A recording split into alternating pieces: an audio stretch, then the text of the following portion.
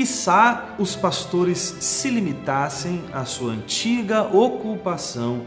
de cuidar de suas ovelhas e deixassem para os filósofos a tarefa de argumentar com temperança, moderação e boas maneiras. Essas são as palavras de David Hume após ter lido a investigação sobre a mente humana segundo os princípios do senso comum, uma obra escrita por Thomas Reid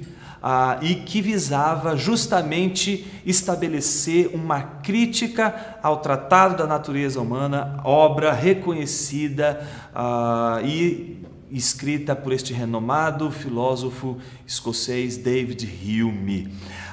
O curioso dessa afirmação de Hume é essa incompatibilidade, ou até mesmo esse preconceito que se tem com o pastor esclarecido, ou com o pastor que se envolve com a filosofia, ou, por que não, o religioso, o cristão, o crente, o piedoso que se envolve com as questões filosóficas do seu tempo.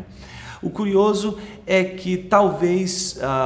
esse preconceito de Hume não se justifique, uma vez que na história da igreja, a história é repleta de pensadores, de filósofos que foram pastores, como por exemplo Agostinho, que foi um pastor filósofo, um filósofo pastor.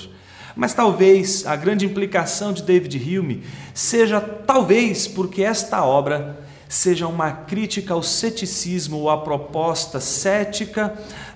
defendida por David Hume em seu Tratado da Natureza Humana. A tese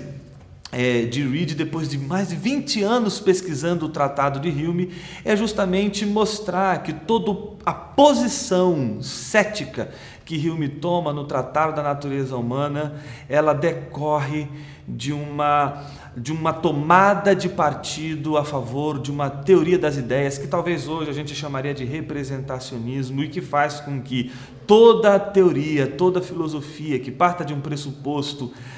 representacionista acabe por terminar em ceticismo. E Thomas Reid, ele vai fazer justamente o trajeto de um pastor, em primeiro lugar, que é um pastor presbiteriano da igreja na Escócia, e vai, neste trajeto, ao mesmo tempo ligado à denominação, à igreja, mas ao mesmo tempo ligado à universidade, ligado à filosofia, vai criar um debate muito interessante para mostrar por que o caminho do ceticismo não se sustenta quando se está diante da possibilidade do conhecimento da realidade. Então, Thomas Reid vai escrever uma investigação onde ele vai exatamente bater de frente com o ceticismo, mostrando que, na verdade, a gente deveria dar um voto de confiança no mundo que a gente vive, um voto de confiança ao senso comum, na medida em que a apreensão da realidade, a apreensão que temos da realidade deveria de fato conduzir a nossa reflexão e não meramente o construto a partir de ideias